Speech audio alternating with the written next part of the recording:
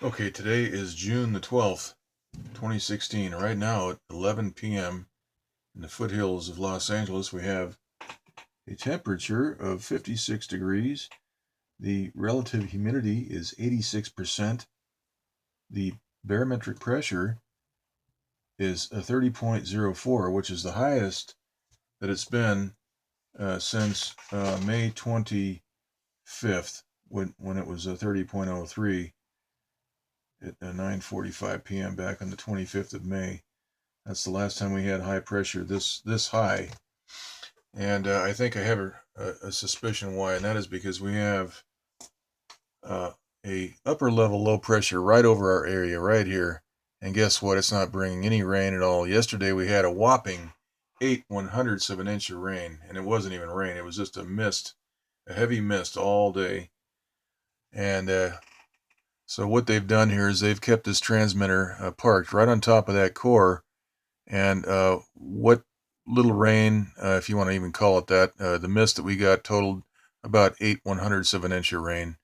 This should have been a real rainmaker. We can see what's happening here as this weather system gets out of the uh, area of the transmitter power. That is, this umbrella of RF power is focusing right about in this area. And so right about here, we start to see some convection and actually some weather. That's because the transmitter is not focusing on this area right here. It's just right over California. But also at the same time, we have this area right here. This is a channel, a channel of dry air, a blockade. This is developed by a phased array type transmitter, which can cut a very narrow path. And this is blocking the jet stream, which is moving right here, right into Oregon, and that will prevent this. That is, this dry area, this blockade will prevent this moisture field from feeding this vortex right here. So they've got this thing blockaded, and the same thing is happening right over here. We've got a low starting to spin just northwest of Hawaii, and we can see that they are building in a channel right here. This is a blockade done the same way with a transmitter, and that will maintain separation of this jet stream, which is heavily laden with moisture. We can see see that very clearly, and that will prevent any merging of this low with any moisture here. Also, there's an upper level low right just east of the Hawaiian Islands right here. Okay, so let's look at some of these other maps. Let's look at the infrared map. We can see the channel right here. This is a very wide channel that's been built in right here, and this is what it looks like in the infrared loop. So they are maintaining separation. This upper level low should be delivering a lot of rain to Southern California and to Central California, but they've had a transmitter on this for several days now, and this is stopping the rain. It's prolonging the drought. It's causing the drought. This is about probably the 30th low pressure that's passed over right over LA. There's been a lot of them. I've lost count. I'm gonna have to go through all these videos and figure this out. But this is just the latest in a couple of dozen at least that went right over uh, Southern California. It's not produced any rain. And this is an upper. This shows up on the 500 millibar, and the right here is the 500 millibar. This is an upper level low, huge trough right here, and on the same here on the 300 millibar. So we're not getting any rain. There was a forecast for rain today, Sunday, but that just never happened. Actually, the little bit of drizzle that we had occurred on Saturday. I could say that was 8/100ths of an inch. Okay, so let's get back to these maps. We have the rainbow map. We can see the channel that's been built in here. That transmitter that will maintain separation. This moisture field is jet stream. From mixing with that, we have this upper level low over here. That will be separated. We can see that big channel of dry air that will maintain separation here so that this will not develop into anything like a hurricane.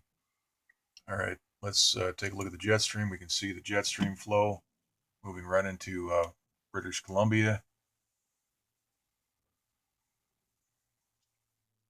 All right, here is the western U.S. water vapor loop. See a channel of dry air that's been built in with a transmitter, preventing this moisture from merging with this upper level low.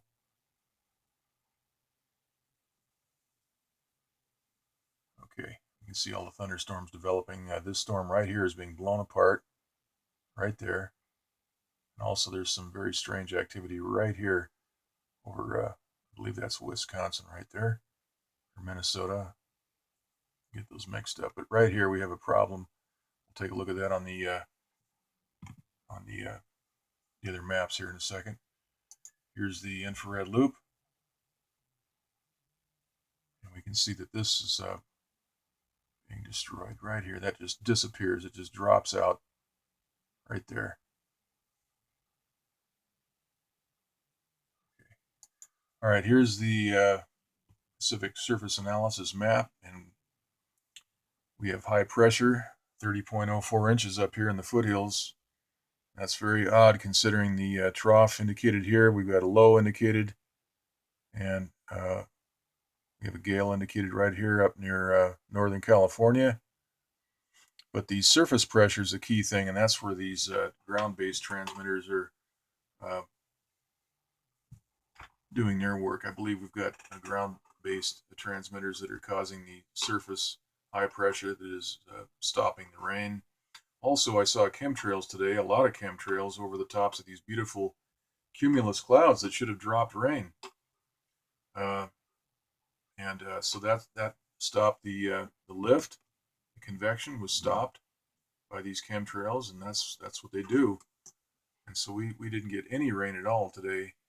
Not just, we had drizzle maybe, or just I call it spitting, just a mist for maybe 10-15 minutes. And that was it. And we can see two highs out here emerged right off the California coast. We have a cold front here, and just basically a lot of high pressure throughout the entire eastern Pacific Ocean. Go back and look at the big map.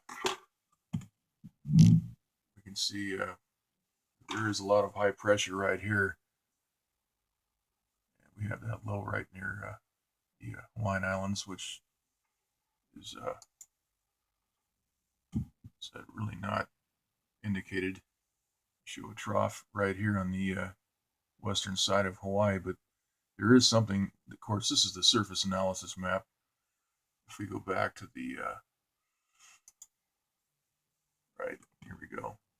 This upper level low is just to the east of the Hawaiian Islands, and that has a transmitter on it as well. Otherwise, this would quickly spin up into a nice rainmaker, because Hawaii's has a drought problem as well.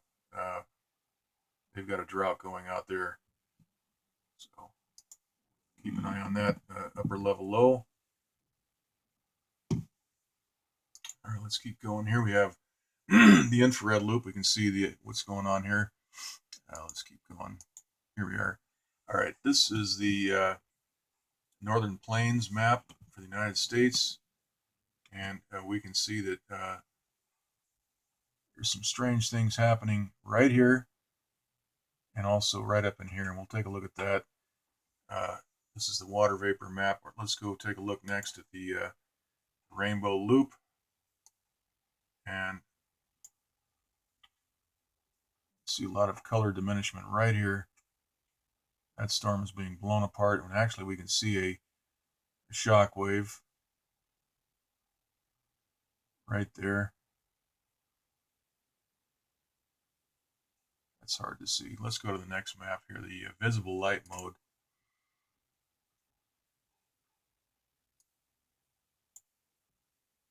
Now right here is where things are looking rather strange. Right here, I'm going to stop this and we'll just scroll through it first.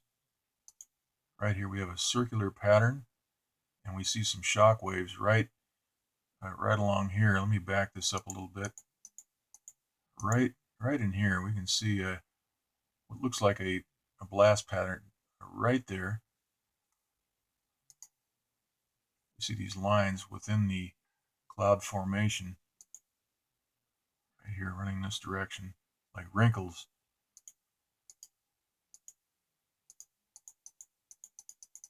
Let's just go ahead and roll that. And then we see a shock wave right up, a circular shock wave right up here that expands outward radially from the center of that blast. And then we see some photoshopping right there during the day to night transition.